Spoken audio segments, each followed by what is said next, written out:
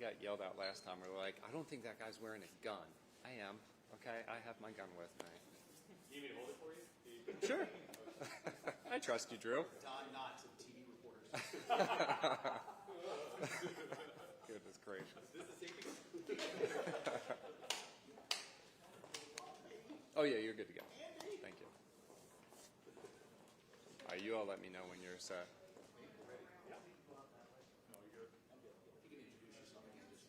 Yep. Major James Curry, commander of our Fairfax County Police Department's Criminal Investigations Division.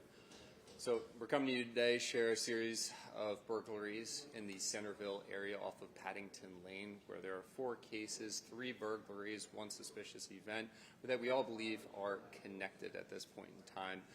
First incident that our detectives responded to was on the 7th, where an individual entered our victim's home, awoken our victim, who saw the man peering through one of the doors and had noticed that he was naked. Fortunately, she was able to startle him off, scare him away. Officers quickly, with K-9 helicopter, everybody responded, scoured the area, and he was not able to be found at that point in time. It was about 4:30 in the morning on March 7th. On March 8th, the following morning, around 3:30 in the morning, in the same area, there was another report of a burglary with an individual who was also naked at this point in time. He was inside the house. It was on the 2nd level of the home. He entered. The victim saw him. He asked her or told her to be quiet. And fortunately, she screamed loud enough that startled him and scared him away. Through our investigation, we're continuing to look at previous cases and following up with the neighbors nearby. At that point in time, we did identify that there was another instance where the individual or someone used a trash bin in the back of someone's yard to attempt to climb onto the 2nd balcony and enter the home. And the 3rd case where another individual also broke to the home, and we all believe that these are connected. We've scoured the area. We're asking the community to help us. We've spoken to many community members in that area attempting to locate surveillance footage. So we ask anyone at this point in time, review your surveillance footage. Call us if you see suspicious activity. The times have been from about 3:30 in the morning to 6 o'clock in the morning. They're consistent 4 days in a row, and we're putting a lot of resources to ensure that there is not a 5th incident here. We know that this is a very active community. People getting up early in the morning may recognize or see something suspicious, someone walking in between homes, and we want to make sure that you all have the information to give us a call if you see suspicious activity, so we can assume the investigation. And again, Connect Fairfax County is a great resource and ability that we continue to preach and talk about. It's just bringing our canvases into 2026. It gives us the ability to reach out directly to the communities that are impacted and let you know that there is a crime in your neighborhood. It doesn't give us any access to your surveillance footage. It simply lets us know that you have a surveillance camera present. Oftentimes when we do these canvases, we find homes that have cameras, but no one's there. With our ability to communicate through Connect Fairfax County, we can simply send you a message when you have the opportunity to review your camera footage. You can send us information that really could be critical to this case, because right now we have a very limited description, 5'8" or 5'10" to 5'9" to 5'10", black male, light complexion, and a average build. But without that surveillance footage, we're doing our best on our end to ensure that we have the resources in place to find this individual before the act is committed. So I know you have questions. I'll certainly field anything that you have. I'm pretty sure he lives in the neighborhood, and if you only found out on this after the 7th that there had been incidents on the 5th and 6th, what was that all about? People didn't think to call it in? Yeah. So the suspicious event was reported, isolated in itself, strange, but not criminal in nature, where it appeared that someone was using a trash bin to climb up onto a balcony. There was no attempt or no apparent attempt to enter the home at that point in time. At most, at that point, suspicious event, maybe trespassing in the backyard. And now when we start looking at the bigger picture of these other incidents, then we can establish that there is a pattern connected between these two. And the first incident was not reported to law enforcement. So it's fairly common in these cases, where any case really where you start casting the net, reaching out to more individuals. There's more incidents that we do find that maybe are related to it. So if there are people who see this and say, you know what, I did have a strange encounter with someone, maybe make a phone call over to us, because that individual may have a very good description that we're missing right now that would be beneficial to our investigation. So it may be more than you even know. Of course. And that's why we always keep that door of opportunity open. That's one of the reasons that we share this information. Likely he lives in that area, do you think? 'Cause It's certainly, when we look at it, it's about half a mile area. So it's reasonable. But again, we can't pigeonhole ourselves into think that this is an individual specifically living in that community. So it's all open. We won't close that door until we can definitively say he does or does not live in that area. But because of those crimes in that close proximity, that's why we've had so many cops in that community speaking with the neighbors. Because although they may have not seen someone in that early morning hours, they may see suspicious activity outside that maybe matches similar behavior to what we're seeing and investigating right now. Major, have you ever seen anything like this? This is a series that is very concentrated to a certain community right now.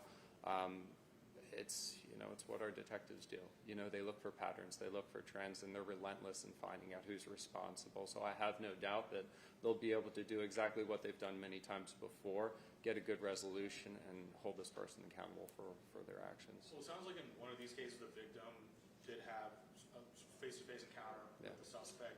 Did that victim give detectives any sort of insight as to that suspect's demeanor, or maybe if there's a mental health issue here at the same time? I mean, what can you tell us about that? Still early to say.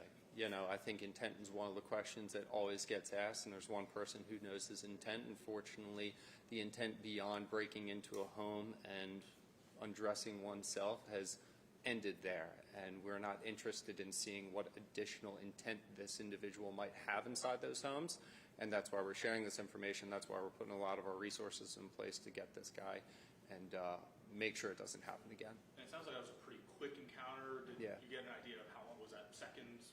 Yeah, minutes? brief. Okay. Brief. The headline can read comically, but if you're a family member inside your home and you see that, especially if you're a younger person, female, that can be notably traumatizing. What have you heard from these victims about what that experience was like? What are they telling detectives? I think across the board, anytime that our detectives investigate a burglary where no one is home, they speak how traumatizing that experience is. And now you're talking about a situation where your family is home, victims are home. I can only imagine. And we're very fortunate here in the department to have our Victim Services Division that works very closely with victims just like these that are impacted. And certainly frightening probably does not do it justice for what these victims went through and experienced. And that's why we have our victim service advocates to help them through this process right now, and certainly forward when we get to that point when we're in court as well. One of the observations our detectives have identified that in these cases, doors have been unlocked or unsecure, which has given him the ability to enter some of these homes. So in that community, and this goes for any community, 9 p.m. routine is something Public Affairs has constantly preached about, but securing your home, whether it's windows, whether it's doors, and doors is what we've seen in these cases, but just making sure that you lock up, take the appropriate measures. If you do have surveillance footage, make sure that those cameras are charged with new batteries. I always recommend, if you're going to get surveillance footage, make sure that you have subscriptions as well and the ability to review and access. The cameras can't be of much benefit if you can't access that footage. Jim, did you say, is this guy running around the neighborhood naked and then trying to get into homes, or is he clothed and then when he gets to the home, he's disrobed? With surveillance footage, we would have a better idea exactly what he was doing. But without that witness, without that surveillance footage, it's very difficult to say right now.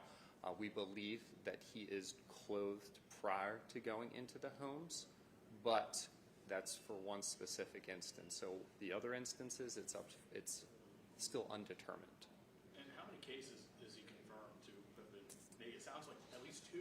So 3 burglaries and the one suspicious event that we believe he was trying, or if someone was trying to climb up to a second balcony. So all 4 of them? Yeah. Okay. Yeah. And there was 4 days in a row, similar time frame, 3:30 about 6 in the morning. And Jim, in the 3 burglaries, was anything taken, or was the No. dude scared off before? Nothing taken, and he was scared off. And took his clothes with him. You don't have any of his clothing left. Correct. That's correct. Yeah, no evidence recovered from the scene so far. Any extra patrols in this neighborhood after this? So when we talk about resources and we talk about what we have here at FCPD, you name it, we've got it. And that's what we put towards cases like this. Jim, notice something on the release that you folks sent out, that the addresses, two of the addresses were identical, just different streets in terms of their numbers. Third one was close to those numbers. Any thoughts on So that? this is what we look at, the commonalities of what we can identify with any victims to determine if there is a pattern or if there is a target. There's nothing to say that there is a specific target other than the geographic location, that it's all close by. So what we will be following up with is any additional surveillance footage that we can provide. Hopefully this will help reach our community members who can identify suspicious behavior, identify any surveillance footage, and we'll share any updates that we get as this investigation continues. Thank you. Appreciate it. Thanks, Jim.